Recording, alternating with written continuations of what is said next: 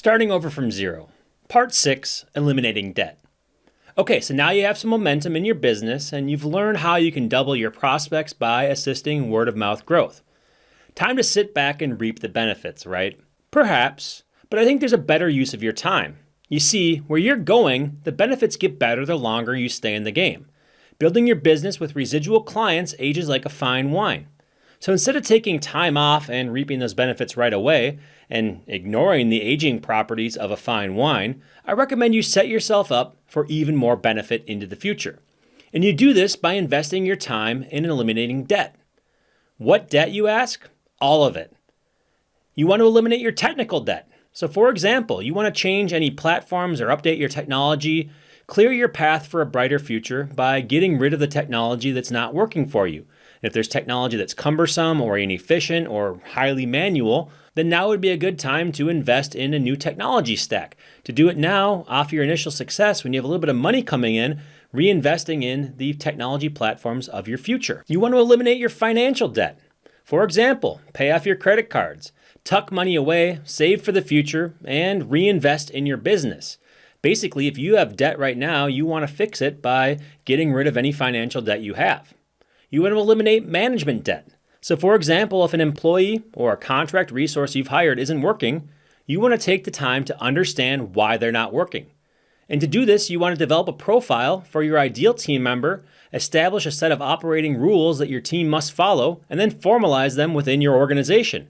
And basically, once you've done that, once you've formalized what makes a good employee or a good contractor or a good team member, what your values are, anyone who doesn't fit that profile, they need to shape up or ship out. In this way, you know that if somebody's not working, it's because they have not followed your rules and they are not fitting your ideal employee profile and they're basically not the right person for the team, as opposed to maybe you just don't like somebody because you didn't train them well enough. So this way you can be a big person and recognize if it's your problem or their problem or both, and then you can make a right decision as to what to do about it once you figure it out. But if you don't map out what your management structure should look like and what you value in employees, then you're always going to have confrontations and friction in that process. And then finally, eliminate organizational debt.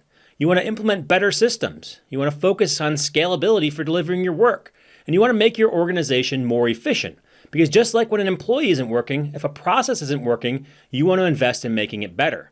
And now is the perfect time to do it. Once you've had some growth through word of mouth, you've basically doubled or tripled the revenue you were making in your business, and you know the path clearly as to where you want to go. You have that momentum going, and you want to ride that momentum to reaching your long-term and ambitious business growth goals. But before you do that, you want to make sure that you get these debts in order. Because listen, starting a business is tricky, sticky, and finicky. No matter what your plans are going into this process, you will take on debt at every step of the way. Every success you have will be met with debt that is probably equal or even greater value to the success you've had. And that's because you'll do whatever it takes to survive if you want your business to survive. So now that you have some breathing room, you want to reinvest in your business by fixing your nagging problems. You want to eliminate your debt. You want to take the weight off your shoulders. Because it only gets more complex from here as your business becomes more and more successful, as you add employees, processes, services, and all the stuff that's going to help you really hit the moonshot growth you're looking for. And you won't regret eliminating any of your debt early while you have time, because things get more complex from here. And here's the thing that I learned the hard way. If you wait too long, the compounding effect of debt is not just expensive financially, it's also mentally taxing. So you have an exponential weight on your shoulders every time that you don't focus on eliminating this debt. So doing it early, often, and making it part of the culture of your business is the right way to go. And it is the key to scaling without losing your mind as you go forward. And you know what? It's one of the hardest things you're going to do, because you know what? We're already overworked. We're working hard on delivering the services. We're working hard on selling. We're working hard on every aspect of our business. Adding even more work to eliminate our debt sounds like it's just too much, the straw that broke the camel's back. But I will tell you, the time you invest here is going to be the time that makes you ultimately satisfied in your business at the end, and it's what's going to help you continue to see success. So think about it this way. Eliminating debt financially is a no-brainer, and we all want to do that with our business.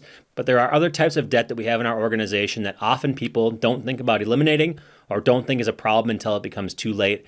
And trust me when I say that it costs millions of dollars to fix it later on, and all that it takes to fix it now is your time and a little bit of money. And you know what? That money is good because you have already figured out how to grow your business to this point.